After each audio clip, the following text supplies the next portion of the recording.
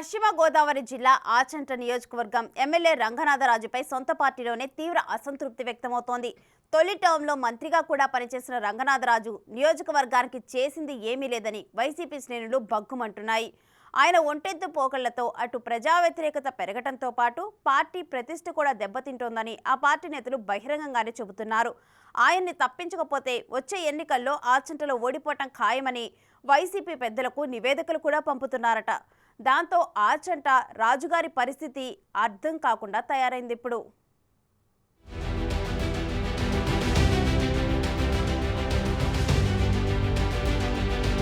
పశ్చిమ గోదావరి జిల్లా ఆచంట నియోజకవర్గం వైసీపీలో తీవ్ర గందరగోళం కనిపిస్తోంది.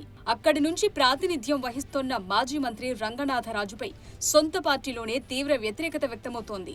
రంగనాథరాజు ఎమ్మెల్యేగా గెలిచిన 2.5 ఏళ్లు మంత్రిగా పనిచేసినప్పటికీ నియోజకవర్గానికి చేసిందేమీ లేదని, కనీసం పార్టీ బలోపేతానికి కూడా పనిచేయలేదని వైసీపీ శ్రేణులు భగ్గుమంటున్నాయి. వచ్చే ఎన్నికల్లో ఆయనకు తిరిగి టికెట్ ఇస్తే సెల్ఫ్ గోల్ చేసుకున్నట్లే అని పార్టీ పెద్దలకు ఫిర్యాదులు గుప్పిస్తున్నాయి.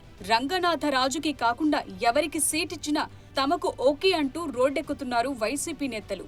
మాజీ మంత్రి రంగనాథరాజు ఒంటెద్దు పోకడలతో పార్టీకి నష్టం జరుగుతుందని ప్రెస్ మీట్లు పెట్టి మరీ ప్రకటిస్తున్నారు. దాంతో ఆచంట వైసీపీలో ముసలం రచ్చకెక్కింది. వైసీపీ ఆవిర్భావం నుంచి పార్టీకి అంకిత భావంతో పనిచేసిన నాయకులను ఎమ్మెల్యే రంగనాథరాజు పట్టించుకోరని, ఆయన అడుగులకు మడుగులొత్తే వారికే నియోజకవర్గంలో పదవులు దక్కి పనులవుతున్నాయని అసంతృప్తి నేతలు మండిపడుతున్నారు.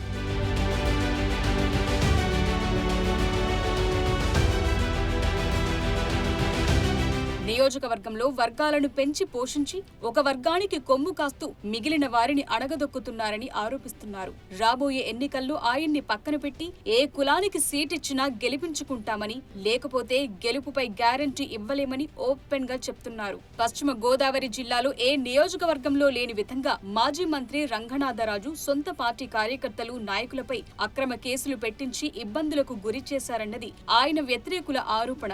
ఆచంటలో శ్రీరంగనాథరాజు గెలుపు కోసం పనిచేస్తే తనపైనే అట్రాసిటీ కేసు పెట్టించారని సాక్షాత్తు వైసీపీ జిల్లా ఉపాధ్యక్షుడు వైట్ల కిషోర్ ప్రెస్ మీట్ పెట్టి మరీ తన ఆక్రోశాన్ని వెళ్లగక్కారు.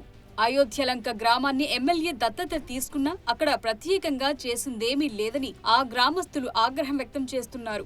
ఆస్తులున్నాయన్న అహంకారంతో ఆయన కార్యకర్తలు, నాయకులను పట్టించుకోవటం లేదని, పార్టీలో ఉంటే ఉండండి, పోతే పొండి అన్నట్లు వ్యవహరిస్తున్నారన్న విమర్శలు వెల్లువెత్తుతున్నాయి.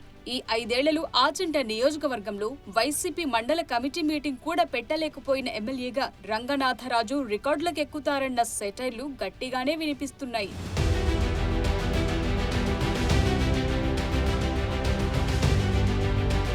క్షేత్ర స్థాయిలో చూస్తే ఆచంట నియోజకవర్గంలో అసలు అభివృద్ధి ఊసే కనిపించదన్న అభిప్రాయం ఉంది.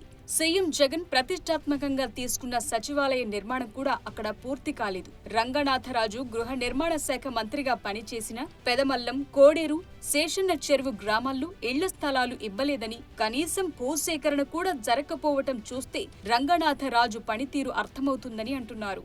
అసలు రంగనాథరాజు ఇంకా తాను రాజరికం వ్యవస్థలోనే ఉన్నట్లు భావిస్తుంటారని, పార్టీ కార్యకర్తలను పురుగుల్లా చూస్తారని, డబ్బు, హోదా ఉన్నవారికే రంగనాథరాజు కార్యాలయంలో గౌరవం ఉంటుందని, అటువంటి వారికి ఆయన అపాయింట్మెంట్ ఇస్తారని సామాన్య ప్రజలు కూడా అంటున్నారంటే ఆయన రాజరికం ఏ రేంజ్ లో ఉంటుందో అర్థం చేసుకోవచ్చంటున్నారు.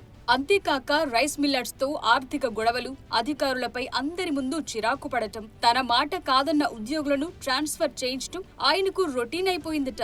అటు అభివృద్ధి పరంగా ప్రజలకు చేసిందేమీ లేక, ఇటు పార్టీ శ్రేణులతో పాటు ప్రభుత్వ యంత్రాంగంతో గ్యాప్ పెంచుకున్న రంగనాథరాజుకి మళ్లీ టికెట్ ఇస్తే తాము చేతులెత్తేస్తామంటోంది ఆయన వ్యతిరేక వర్గం.